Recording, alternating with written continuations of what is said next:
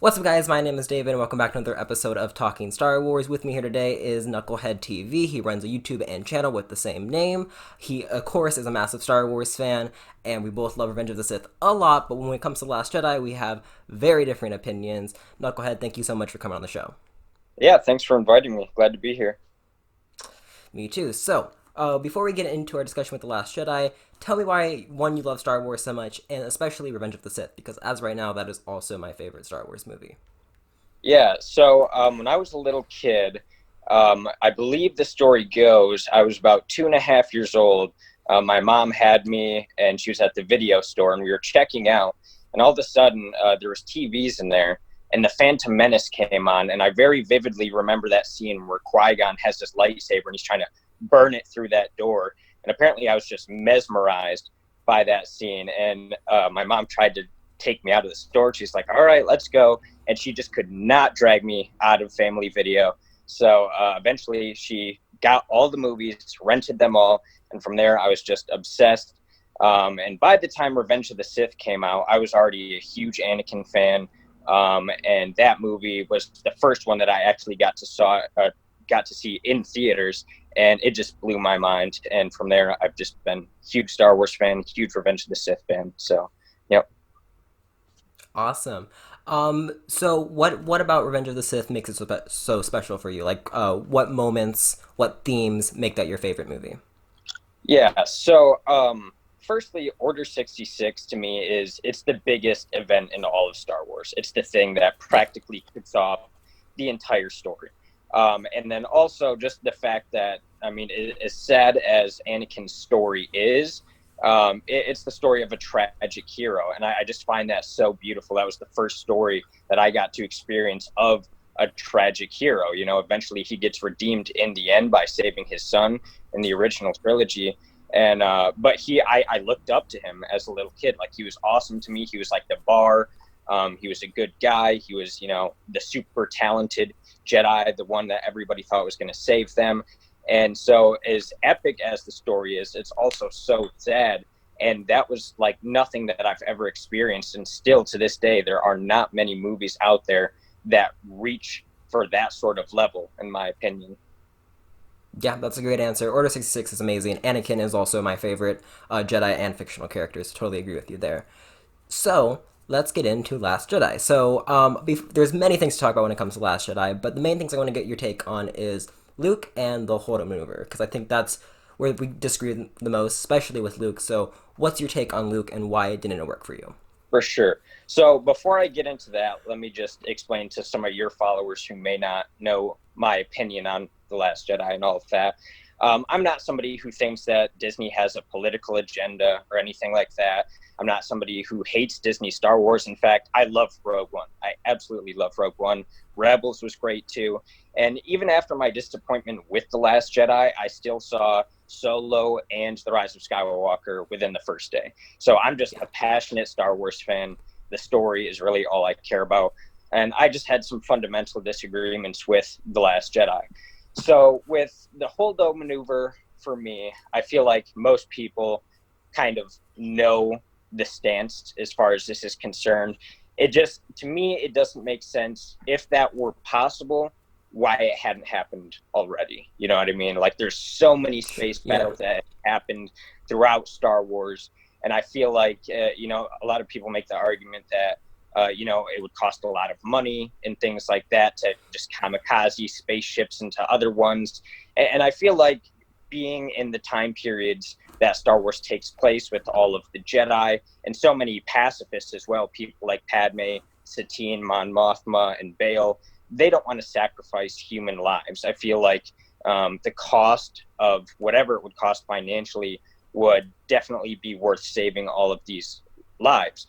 So to me, I was just kind of like, at first that scene, it was mesmerizing to me. I thought it was awesome.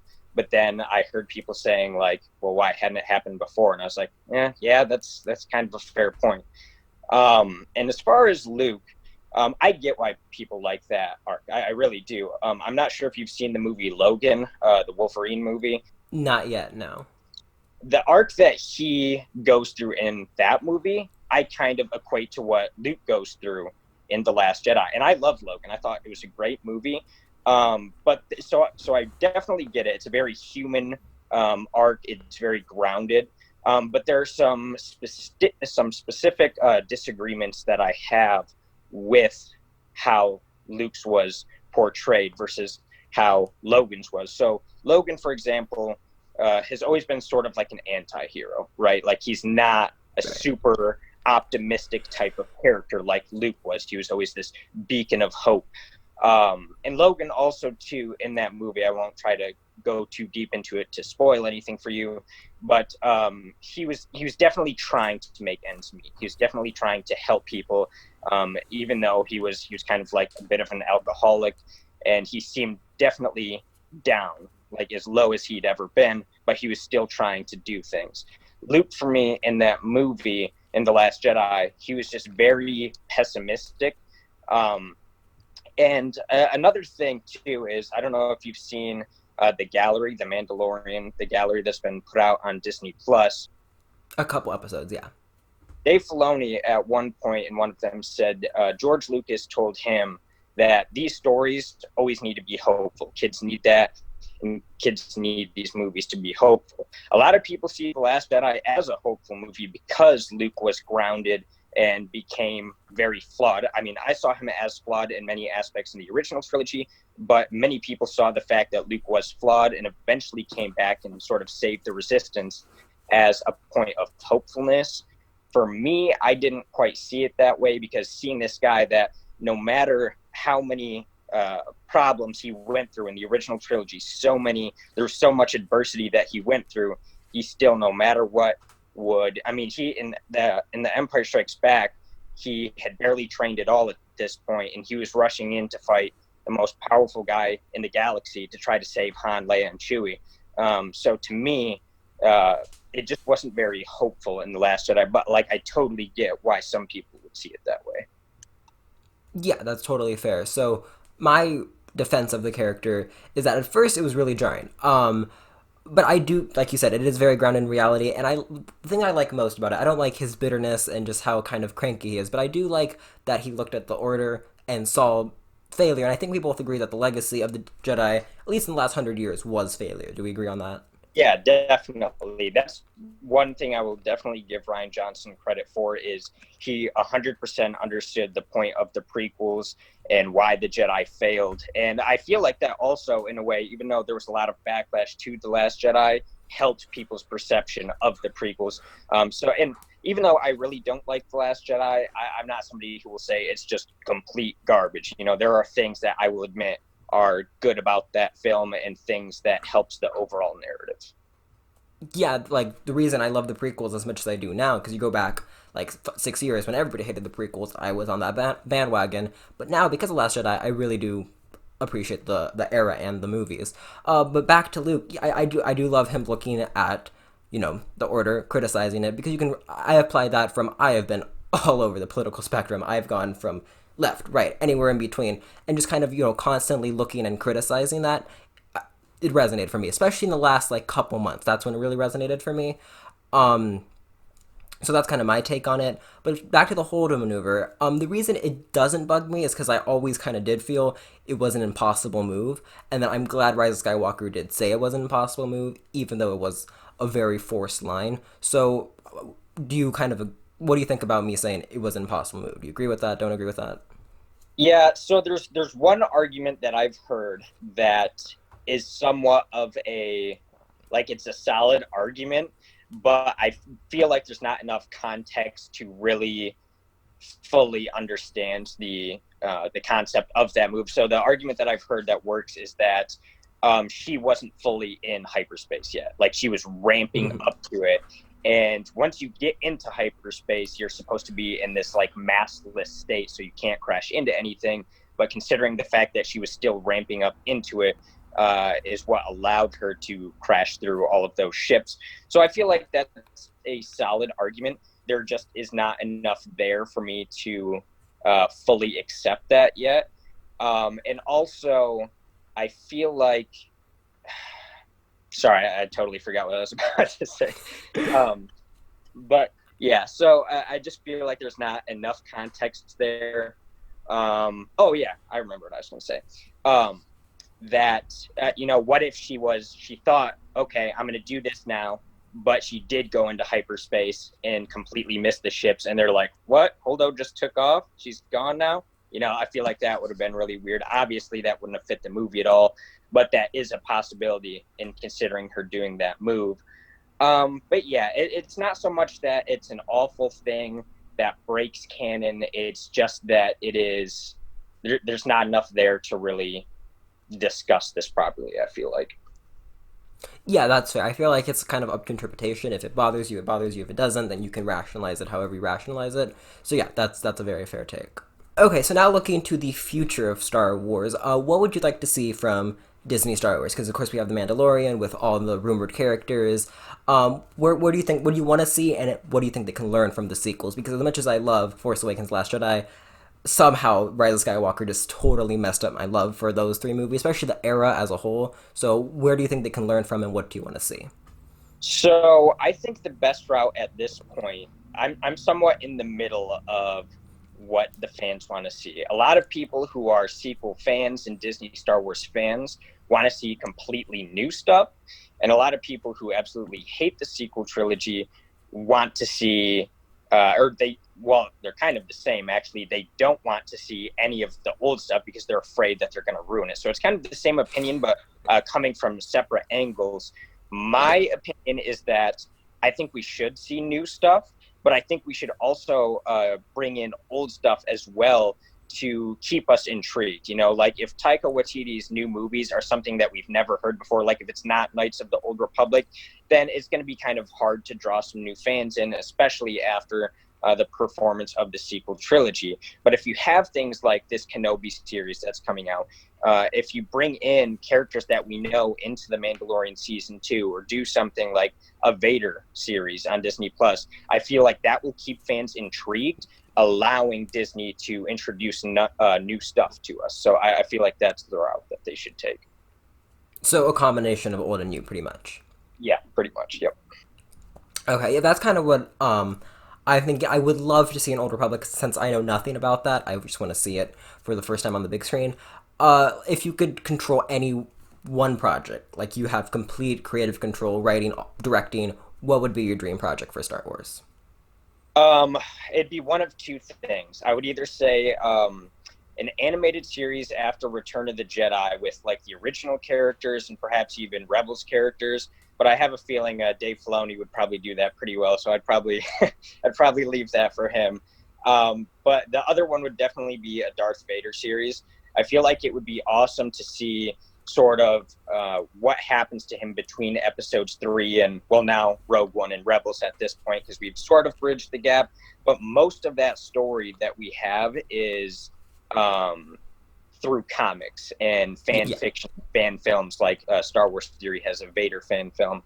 But I would love to see them bring back both Hayden Christensen and James Earl Jones to do sort of something where James does the voice, Hayden's maybe in the suit or out of the suit if we see him all burned.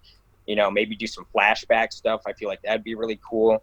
And maybe some more stuff where like Vader's hunting down remaining Jedi from Order 66. There's a lot of cool stuff we could see in that era. And I feel like there's a lot of people that I've seen on the internet that don't want to see that because, again, goes back to what I was saying earlier. A lot of people just want to see completely new stuff. And a lot of people are so afraid that Disney's going to ruin legacy characters. The difference that I feel like between the sequel trilogy and like prequel characters, for example, is we already have the beginning and the end of characters like Obi-Wan, Anakin, Vader, things like that. Luke and Han and Leia, we didn't have the end of their stories yet, so if Disney were to do things like a Vader series, they have to play within a certain timeline, and I don't think there's anything too ridiculous that they could do that would, outrage fans. Yeah, that's a good point. I actually didn't think about that. That's a very good point. I would love to see a Vader series, especially I want to see, like you said in Star Wars Theories fan film, how he kind of plays around with Anakin being in the suit and still there mentally, because it is, as much as I love Revenge of the Sith, by far my biggest complaint with it, even though it is still my favorite one, is Anakin's turn. So I kind of want to see him struggle with being Vader and now going from Jedi Knight to just killing people. So I would love to see a Vader series that kind of fleshes out Anakin. Yeah, I think it would be great. And something that I see a lot of people debate about on the internet is whether or not Anakin and Vader are two separate characters. I really don't see it that way. I feel like Anakin's always in there, even though he's evil now and he's lost everything and he's constantly being tortured both physically and mentally by Palpatine. He's always there. I don't think he ever goes away. Otherwise, how would Luke have been able to reach to pull him out in Return of the Jedi? So I think if we got to see some flashes of him still being in there, like say trying to save Padme, there's a virtual reality thing. I don't know if you've heard of it, Vader Immortal, that Yeah, I've heard came of out a it. while back. And one of the main plot lines is Vader is trying to get these gems or something. I don't really understand it fully. But essentially, he's trying to use the Force to go back in time to save Padme somehow. And I feel like doing things like that, holding on to pieces of his past when he was Anakin, specifically Padme, would really flesh out the fact that he was never fully turned. Yeah, no, I would love anything that fleshes out because I have issues. I'm not sure how much of the comics you read, but I've had issue with the Star Wars comics, like the main series ones. Have you read any of those? I've read some, not as much as I would like to. Yeah, the one that just made me stop reading it is when Boba Fett told Vader that Anakin's his son, which is just completely contradicting both like the special edition, original Empire, and then just the original cut. So that's when I kind of stopped. I'm like, okay, they're making stuff up now. But I would love to see something that fleshes out Vader more. Yeah, for sure. So now wrapping up this interview, Knucklehead, why don't you tell them where they can find you, what they can expect on your YouTube channel? So go ahead, take it away. So you can find me on Twitter at Knuckle_Head TV. Knucklehead TV is also my YouTube channel. I mainly talk about Star Wars, but I cover so many other things as well. Marvel, DC. I even get into sports a little bit, things like that. I'm making a video right now, actually, about this virtual reality Walking Dead game that just came out called Saints and Sinners. So you can look out for that. And pretty much anything pop culture you guys are interested in, I'm making videos and making tweets about. So feel free to follow me. Awesome, very cool. Definitely check them out. Knucklehead TV, thank you so much for coming on today. This was a fun discussion. Yeah, thank you so much for having me. If you guys enjoyed this video, make sure you consider subscribe, give it a like, share it around. Of course, I do my interviews on here as well with my Star Wars videos, so if you're into that kind of content, make sure you click subscribe. I will see you in the next video. May the Force be with you.